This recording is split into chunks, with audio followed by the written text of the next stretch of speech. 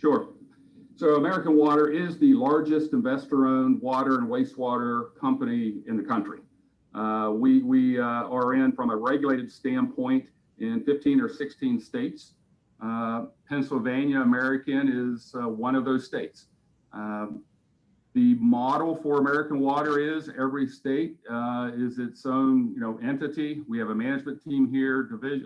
Decisions are made here. The value of being connected to a larger organization is several fold. One is the financial backing and support to invest capital, and we can get into that in a little bit in regards to our infrastructure investment. The second is overall support. So what we can do is from an operational, technical standpoint, we have support coming from our corporate center that we don't have those costs here. They're shared across all of American Water footprint. So there are some synergies there. We have a large R&D, you mentioned water, wastewater, very, very important from a health and safety standpoint, environmental standpoint. And we have scientists and researchers on staff at our corporate center that help support our technical folks, making sure, we're not only doing the right things today, but we're projecting and planning for the future. I want to talk a little bit about infrastructure with water. As I mentioned at the top of our program, water is essential to everyday life. It's also essential, of course, to our economic growth, but I don't think people really think much about it. You just go to the faucet, you turn it on, and the water comes out.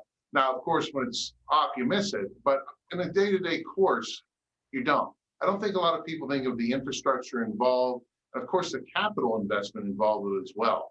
Could you talk a little bit about perhaps where you source your water from, and then how it gets from the source to someone's tap at home or at the office? Sure. So in Pennsylvania, and it'll vary from state to state throughout the American Water footprint on where that source is coming from. But in Pennsylvania, we're very fortunate.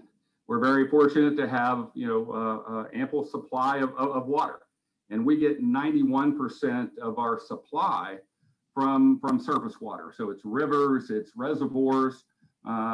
It's about 7% wells. Most of those wells are in the northeastern part of Pennsylvania in the Poconos. And then we have joint agreements with adjacent utilities to where we purchase about 2% of our water. But for Washington County, the water supply comes from the Monongahela River. We have a couple of treatment plants, one in Brownsville and one near El Rama, that we extract from the river. We treat it, and then we pipe it to our customers throughout the county. And since you mentioned Washington County and your investment here, talk a little bit about the investment that PA American Water has specifically in Washington County. Then I have a follow-up question for you too on perhaps investment across the Commonwealth. But if you wouldn't mind starting a little bit about Washington County. Sure. So when you talk about investment and infrastructure, what does that mean? Well, primarily it means several things. One is it's replacing pipe. It's upgrading pumps. It's looking at our treatment facilities and the equipment. It's the technology, either to update and upgrade, or frankly maybe change out if there's a better technology out there. It's frankly investing in our people and from a skill set and making sure that we have the manpower and resources available. So just for an example, in Washington County, last year we invested $15 million in pipe replacement only. Our investment above the ground and under the ground in Washington County was well over $30 million, but replacing pipe, I think it's about 100, I'm trying to think how many miles we replaced in Washington County last year, but we invested over 15 million. This year, we're right on track to invest about 14 million. So roughly the same amount of pipe that we're replacing. Interesting, if you think of, you mentioned it, you walk in, you turn on the tap and you expect it to be there. What it takes to get that water there, to your point, I'm not sure our customers and the general public understand the work that it involves. Just the infrastructure from a pipe standpoint. If you would take in Washington County all of the pipe that we have underground serving our customers, and we would link it We could run it from Washington County to outside of Orlando. So Wow. that's under the ground right now in Washington County. So obviously, from an age standpoint, there's variability, and the way we look and approach things is kind of threefold. One is from a health and safety standpoint. Obviously, when you look at providing water, our customers are ingesting our product. Extremely important to us in regards to making sure that each and every day we're checking that box and we're going above and beyond. From a wastewater standpoint, it's environmental. We're taking a product that no one wants, and we're treating it and we're putting it back into the environment. So making sure that investment and that process work is there. Second piece of it would be reliability, to your point, making sure that our customers expect when they turn on the tap or they flush the toilet that it works. And that's part of their infrastructure investment and our employees from a response standpoint. But we're also making sure that we're folding in accountability, because we also understand that that's a very important piece. But they all have to be looked at in regards to our planning and our approach when it comes to investing in infrastructure. Now, I want to read something to you. I want to read it just to make sure I'm correct, because I think this speaks very highly of your company. But the American Society of Civil Engineers, and its report card in investments that it issues every 4 years since 2001, this year they gave the nation's water systems a C- and wastewater systems a D+ grading, among the worst categories of infrastructure that they have ever audited. However, Pennsylvania America's infrastructure exceeded those ratings very highly. So I wanted to talk to you about, what are you guys doing right at Pennsylvania America? Well, I think it's several things. One is making sure we hire and attract the right team members. And that could be the employees that are out in the field interacting with customers, working on valves, fire hydrants, et cetera, to our engineering teams, to our technology teams, and to our leadership teams. It's extremely important to have the passion and dedication to serve customers that we have to have. The second piece of that would be we're investing. If you look at Pennsylvania American, if you go back to 2006, we've invested in Pennsylvania $3.8 billion. That's billion, to upgrade infrastructure, upgrade facilities, and like I mentioned, making sure that from a process standpoint, the technology is there to address, again, safety and health and reliability. So if I could boil it down into two components, that would be it, Jeff. When you look at ratings such as these, and this, I'm going to exclude PA American Water, and just really want your opinion on the fact. I think that a lot of these ratings and studies that come out don't take into account the how massive the water infrastructure is, and it almost seems in a way that you could never have enough money and resources to completely keep those systems at one time upgraded. How do you feel about that in terms of, we have a large country, we have a large infrastructure system, we have to keep investing, of course, but eventually it comes down to resources and, of course, what customers are willing to pay. Yeah, that seems to be the talking point in the news today would be infrastructure, and that's accurate. Whether it's water, energy,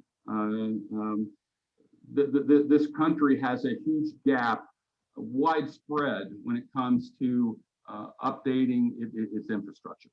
I would say that you can read the numbers. It's in the billions and billions, if not trillions of dollars to bring standards up everywhere. And what we've seen is when you look across the country, there's a wide spectrum of variation of systems in different stages or conditions and ages. So what the water industry is made up of, throughout the country, is made up of literally thousands and thousands and thousands of systems. If you look at, in comparison, the electric industry, where that consolidation started to take place decades ago, where you started combining systems, combining companies. That is just starting on the water side. And the value of that is when you start combining systems, now you can look for synergies, you can look for investment. So what is happening or has happened in certain areas is that you have smaller systems, aged infrastructure. They need to invest to upgrade the infrastructure, and now you have a very small customer base to spread those costs. And from an affordability standpoint, again, that's a challenge. So the model or the business plan for Pennsylvania American is, as we can acquire those small systems, we can take those investment needs and we're able to spread those out to a larger customer base throughout Pennsylvania to help ease that burden from an upgrade standpoint. Mike, that's a good question. I'd like to continue following on in a minute, but before we get there, I'd like to remind our audience this morning that Mike will be accepting questions. And if you'd like that, please submit your questions on the Q&A function at the bottom of your screen. Mike, you mentioned smaller systems. I grew up in a small town in West Pipe Run Township here in Washington County. And I remember growing up, we had a very small system. I think it was called the Redstone system. And could you talk a little bit about, first of all, how do you go about acquiring those systems? Because I'm sure, of course, when customers hear that your company is interested in purchasing a smaller system, there's some concerns, of course, maybe of higher prices or things of that nature. But talk about the way you go into the communities and you talk about how this acquisition is going to benefit them. Sure. I think it has to start with a fundamental belief that we can be part of the solution if there's a problem there.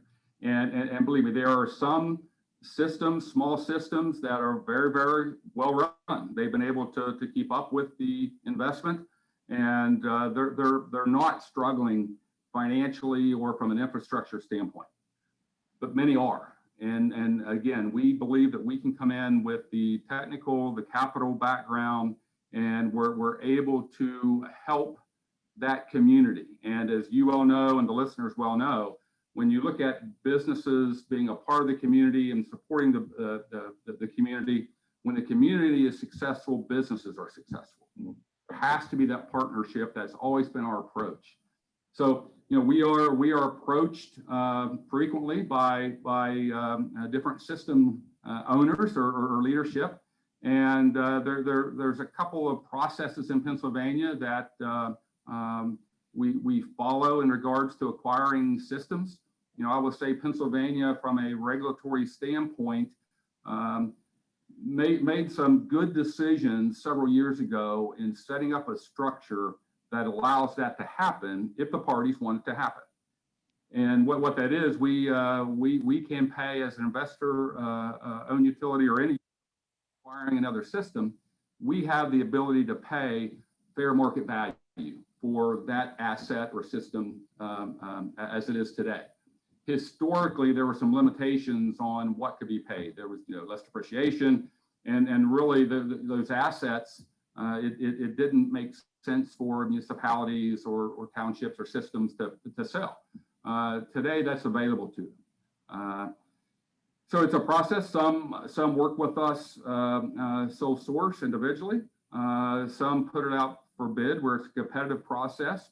Typically, you get to about the same spot because that process, once that starts, normally is you have a couple of appraisals, and you take the average of those two appraisals, and there's a lot of due diligence. I'm making it sound simple, but it's really a pretty challenging exercise. And then there's a very lengthy and detailed review and approval process by the utility commission. We are a regulated utility.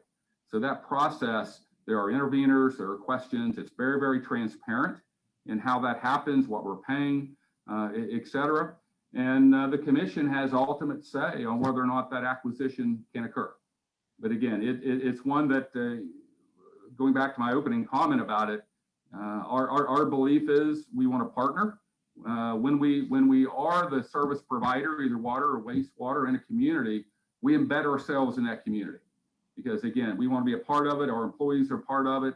There are multiple volunteer organizations that our employees are a part of, and we just believe there's value, and that's a business model that we've followed for years. And Mike, in your comments, I keep hearing words such as partnership, community, working with your customers. I've read a little bit about your program H2O, which I believe is called Help to Others. Could you talk a little bit about that? I think it's rather unique. Yeah, Pennsylvania American was ahead of the industry, if you will, decades ago, trying to come up with programs to help those that are struggling to pay their bills. And we have multiple programs in place that if customers are struggling and making those payments, they need to call us. There are opportunities there, whether it's water or wastewater. We have grants available up to $500 a year to help supplement that bill. There are some discounts that we can offer, and there's also some services to help them understand maybe they have a leak in their house, or maybe their faucet isn't a high efficiency. I mean, there are things like that we can do to help lower that usage. So when it comes to helping support customers from a bill payment standpoint, I would say PA American is one of the leaders in the industry to be able to do that. I even stepped back last year as the COVID pandemic was hitting. We were, I believe, the first utility in Pennsylvania before the requirement took place by the commission to stop all disconnections for non-payment. In fact, we even went back out, and those customers that had been shut off historically for non-payment, we turned them back on. Again, it's that culture and that DNA, I call it, as a utility, to making sure that the right decisions are being made to help support those customers. Now that we're coming through it, we're starting to work with those customers again. Terminations and disconnections are starting again for non-payment, but we've really elevated the opportunity on payment arrangements and how can we work with both residential and commercial customers to kind of gradualize that payment in regards to providing service. I'm sure the information on your H2O program is available on your website. I do want to follow up a little bit, though, in terms of something I thought you said that was interesting in terms of helping customers to get efficient use out of their water. I'm sure water conservation is you guys are big into as well. Is that something that customers can do on the phone, on your website, a variety of sources? How would you work with an individual residential customer? Yeah, no, I think a large answer to your question is it's part of an overall strategy, not only to help customers become more efficient, but even we want to be more efficient in how we work and produce. But specifically to your question, reach out to either our website, call our customer contact center, and those options are available in details and how they can get support and what programs and activities that would be available to them. From efficiency, again, looking at affordability and we're always looking for ways to become more efficient because number one, it's the right thing to do, but when I link it back to the rates discussion and what drives rates. So for every $1 of O&M we can take out of our business and becoming more efficient in our operating costs, we can invest $8 of capital that has zero impact to our customers. That's very, very important because really the main driver, not the only one, but the main driver of rates and rate increases with PA American is our capital investment. So anytime we can become more efficient to invest for pipe in the ground or upgrading plants and not having an impact to the customer bill is very, very important to us. Mike, do you have time for a couple questions from our audience? Sure do. The first one is actually pretty interesting. How can other industries like the energy and natural gas industry assist or partner with Pennsylvania Water? Is there any natural partnerships that you see? Well, I think the partnership, and we have pockets, our field operations locations have great relationships with the electric companies, the gas companies, municipalities. And one, obvious thing that jumps out to me would be when we work together in planning projects, we can all become more efficient.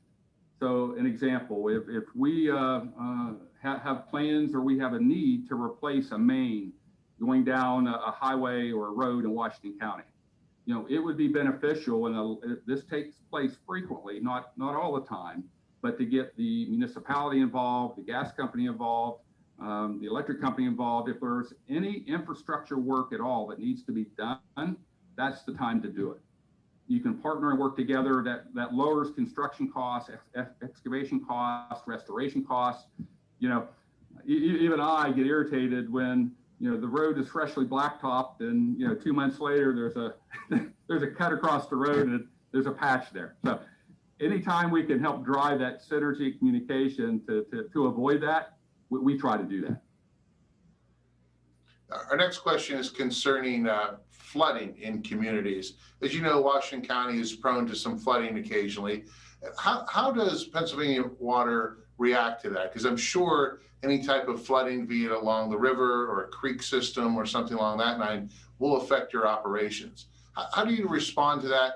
And also, too, how do you work with your local communities to recover and ensure that the water is kept running?